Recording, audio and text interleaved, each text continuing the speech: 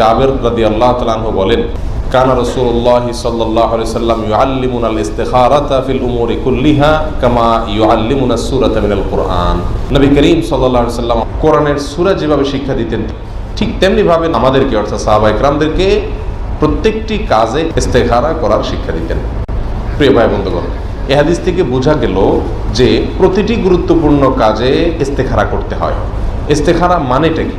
ইস্তিখারা মানে হলো দুনিয়াবি বিভিন্ন গুরুত্বপূর্ণ কাজের আগে আমরা যেরকম যে কাজে যারা অভিজ্ঞ তাদের পরামর্শ নিয়ে থাকি, ইস্তিখারা মানে হলো আল্লাহর সঙ্গে কি করা? পরামর্শ করা, আল্লাহর কাছে কল্যাণ কামনা করা। ইস্তিখারা শব্দের অর্থ কি ভাই? আল্লাহর কাছে কল্যাণ কামনা করা। যে কোনো গুরুত্বপূর্ণ কাজে যেরকম আমরা মানুষের কাছে পরামর্শ চাই, ঠিক তেমনি ভাবে আল্লাহর সঙ্গে যদি কেউ ইস্তিখারা করে কোনো কাজ করে, তো সেই কাজটি তার জন্য কল্যাণকর হয়। আল্লাহ তাআলা তার জন্য কল্যাণকর সিদ্ধান্ত গ্রহণ করাকে সহজ করে দেন। এটাই হলো ইস্তিখারা। ইস্তিখারার পদ্ধতি কি?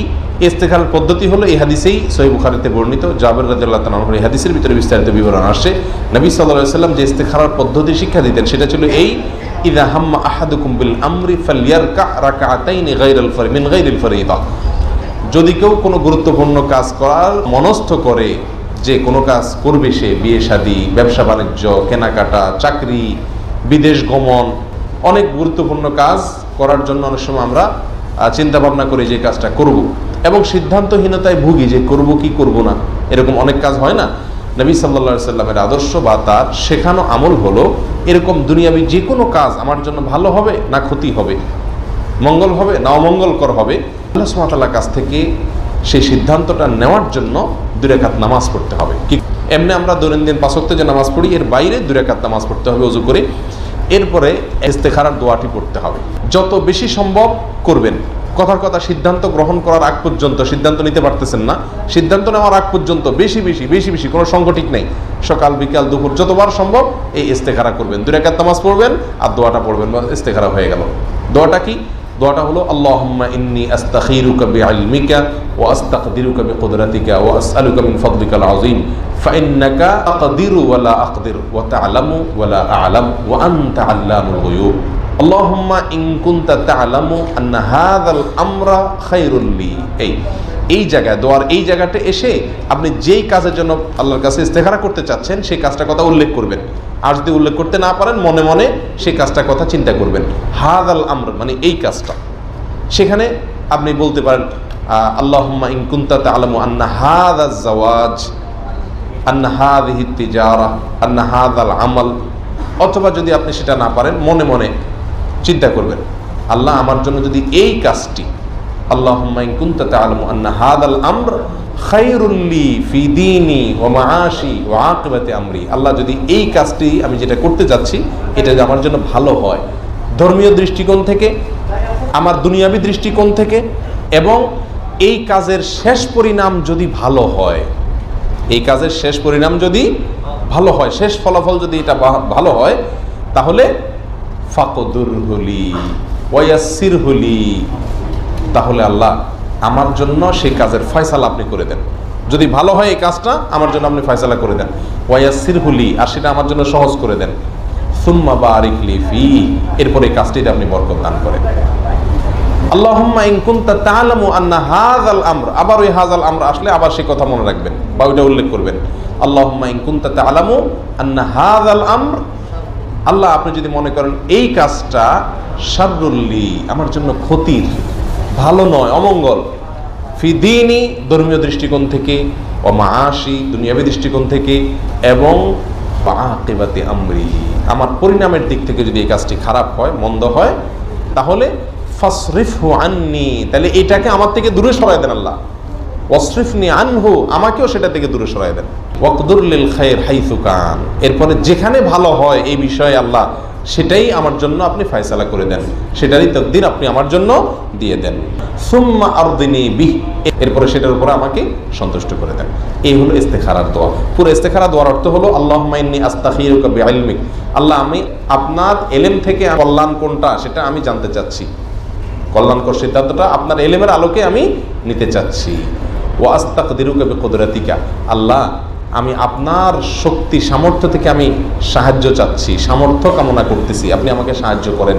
আমি কি করব সিদ্ধান্ত নিতে পারতেছি না, আমি জানি না কোন পথে গেলে ভালো হবে, এখানে বিয়ে করলে ভালো হবে না না করলে ভালো হবে। আল্লাহ, আপনার কাছ থেকে আমি সাহায্য চাচ্ছি, আপনার শক্তি সামর্থ্য থেকে। ওয়াসআলুকা মিন ফাদলিকাল আযীম, আল্লাহ আপনার মহা অনুগ্রহ থেকে আমি ভিক্ষা চাচ্ছি, করুণা চাচ্ছি, আমাকে একটু সিদ্ধান্ত নিতে সাহায্য করেন।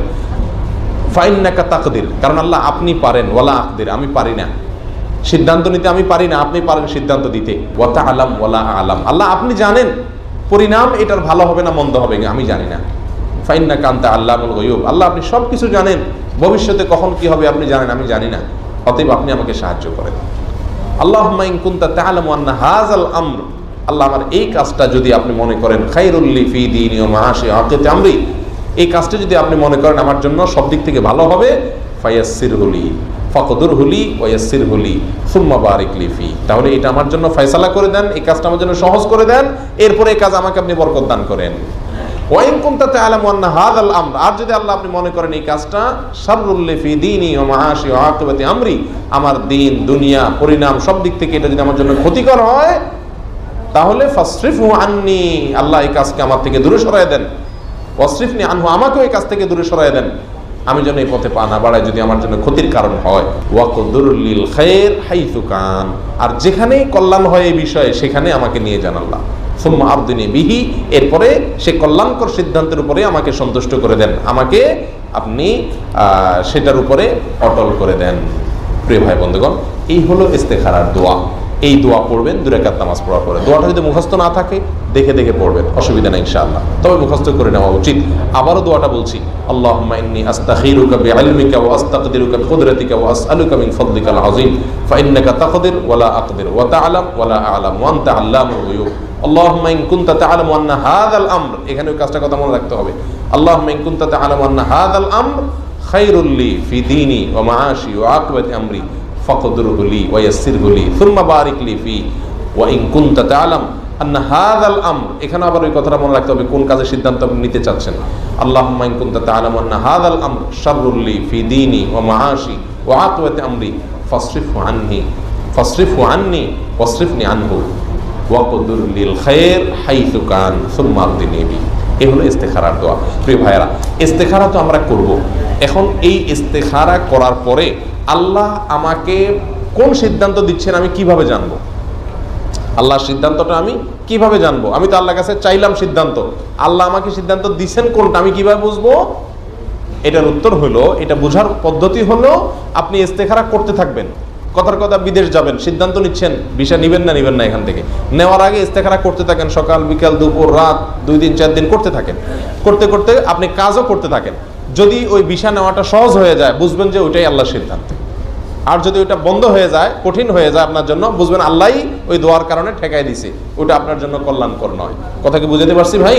যদি আপনার ইস্তেখারা সহি পদ্ধতি হয় তাহলে মনে রাখবেন যেটা আপনার জন্য সহজ হবে সেটাই আল্লাহ সুবহানাহু ওয়া তাআলার সিদ্ধান্ত হিসাবে আপনার জন্য আল্লাহ তাআলা দিয়েছেন, ওইটা আপনার জন্য কল্যাণকর। কথা বুঝে আসছে ভাই? অনেকে মনে করেন ইস্তেখারা করলে স্বপ্নে দেখতে হয়। স্বপ্ন অনেক সময় মানুষকে অনেক বিষয় সুসংবাদ দেয়, এতে কোনো সন্দেহ নাই, কিন্তু ইস্তেখারার বিষয়ে স্বপ্ন দেখতে হবে এরকম কোনো কথা হাদিস থেকে আমরা পাই না। এবং স্বপ্নের আলোকে অনেক সময় আমরা অনেক সিদ্ধান্ত নেই, সেই সিদ্ধান্তটা অনেক সময় সঠিক হয় না। এই জন্য স্বপ্ন এখানে মূল নয়, এখানে মূল হলো ইস্তেখারার দোয়া পড়বো, ইস্তেখারার নামাজ পড়বো, দোয়া পড়বো, করতে থাকবো। আর ওই কাজটা যদি আমার জন্য সহজ হয়ে যায়, যেটা সহজ হয়ে যায়, হ্যাঁ বাচক করলে হ্যাঁ বাচক, না বাচক করলে না বাচক, সেটাই আল্লাহর সিদ্ধান্ত, যদি আমার ইস্তেখারা সহি পদ্ধতিতে হয়। আল্লাহ না করুন যদি হ্যাঁ বাচক বা না বাচক কোনো একটা সিদ্ধান্ত আমার জন্য আমি গ্রহণ করলাম, কিন্তু দেখালো সেটা আমার চূড়ান্ত পরিণতিতেও আমার জন্য কল্যাণকর হলো না, তাহলে বুঝতে হবে আমার ইস্তেখারার ভিতরে কি ছিল, ঘাটতি বা দুর্বলতা ছিল। আমরা বেশিরভাগ সাধারণ মুসলমানরা ইস্তেখারা করতে জানি না, দুনিয়াবি বিষয়ে ইস্তেখারা করতে হয়। অনেকে আবার দিনী বিষয়ে ইস্তেখারা শুরু করে দেন, সেটা ঠিক না। দিনী বিষয়ে কোনো ইস্তেখারা নাই, আমি নামাজ পড়বো কি পড়বো না এই বিষয়ে আল্লাহ সিদ্ধান্ত নেওয়ার দরকার আছে, তো আল্লাহ সিদ্ধান্ত আগেই দিয়ে দিছে।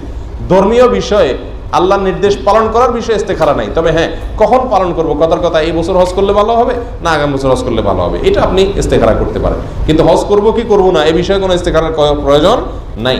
দুনিয়াবি বিষয় কেনাকাটা, ব্যবসা বাণিজ্য, অর্থনৈতিক যত ব্যাপার আছে এগুলোতে সাধারণত ইস্তেখারা করতে হয়। আর ইস্তেখারার নির্দিষ্ট কোনো সময় নাই। আমরা অনেকে মনে করি রাত্রে শোয়ার সময় ইস্তেখারা করে শুইতে হয়, রাত্রে ঘুমাইলে স্বপ্নে দেখে, এরকম কোনো বাধ্যবাধকতা নাই, বরং যে সময়গুলোতে দোয়া কবুল হয় সেই সময়গুলোতে আপনি কি করতে পারেন, ইস্তেখারা করতে পারেন। ইস্তেখারার জন্য নির্দিষ্ট কোনো সময় নির্ধারিত নাই। আসুন এই আমলটাকে আমরা জিন্দা করার চেষ্টা করি, হিম্মত করি, সাহস করি। যে কোনো গুরুত্বপূর্ণ কাজের শুরুতে নবী সাল্লাল্লাহু আলাইহি ওয়াসাল্লাম শেখানো এই আমলটিকে আমরা করার চেষ্টা করি, ইস্তেখারা করি। 2 রাকাত নামাজ এবং দোয়াটা পাঠ করা খুব সহজ আমল না ভাই? করবেন তো ইনশাআল্লাহ সবাই? আল্লাহ তাআলা আমাদের সকলকে তৌফিক দান করুন।